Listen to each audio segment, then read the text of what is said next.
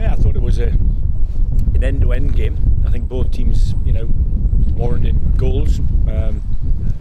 We knew what sort of type of football we were going to face, and we did, and we weren't disappointed by that in terms of we set up for that.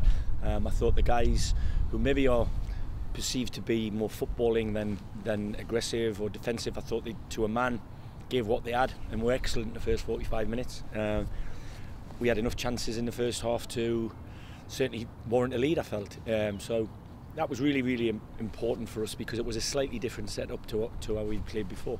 But ultimately, the first goal was always going to be huge, and unfortunately, it went in our goal. So, I can't fault them for their effort. A little bit naive on occasions in certain areas, but if there's a tinge of disappointment, it's the fact that when the game got stretched 1-0 down, we had a lot of the ball in good areas, and we didn't quite use it the way I feel the players on the pitch at that time could.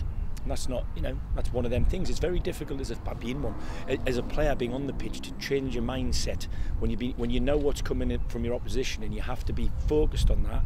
And then the ball changes hands for a period. We were the only team that had periods of dominance there.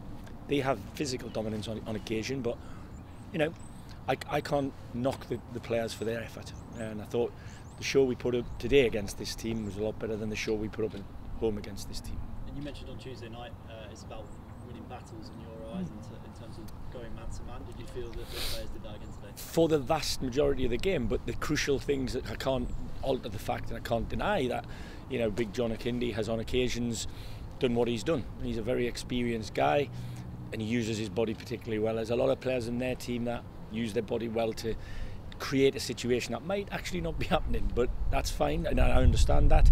But like I said, I hate losing. I don't hate many things in the world, but I hate that. And I said to the players, it's not a day for ranting and raving. It's a day for saying, remember the feeling on Tuesday. How good was that?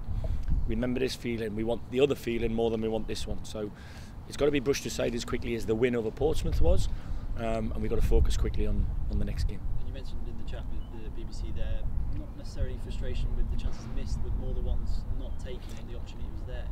Yeah, I mean, we created situations to get shots off, and then maybe there wasn't enough belief. And they're not always the strikers, this, by the way, it's other players. I just think we could have taken another chance or two in terms of the opportunity to take the shot at goal. But, it's an encouraging thing to know we had 18 opportunities at go. Now, it's not so encouraging to not score one, but we hit the woodwork 2 or 3 times. We've had 2 or 3 lads in their side take it full in the gut or somewhere in their body that stops it from going in their goal. So again, I'd like to think the vast majority of people will see that the effort and the thought going in from the players on the pitch, they can live with that. It's not in the rules that you can't lose a football match. It's how you lose a football match. Like you said at the end, we're pushing like hell to try and get an equaliser, and we've got caught with a sucker. So from that point of view, 2-0 maybe is a little bit harsh on the guys. And in the dressing room, I'm guessing there's still plenty of optimism after a performance like that, although not the result.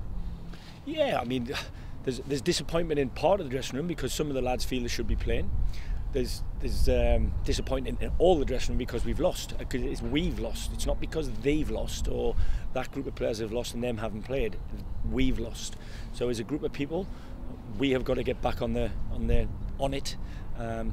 First thing Monday morning, the lads will start preparing after a rest tomorrow. And exactly, focus immediately turns to Tuesday night. It's a non-stop season, isn't it? The word relentless gets used a lot when I'm talking this season, but it is. The schedule is mad. The staff won't have the day off. We'll be working and planning it as from now. But the players need a rest. The ones who didn't play have done a little bit more work, so we'll have touch wood. If we don't report anybody, lame from the game, then we'll have a similar group to pick from on Tuesday.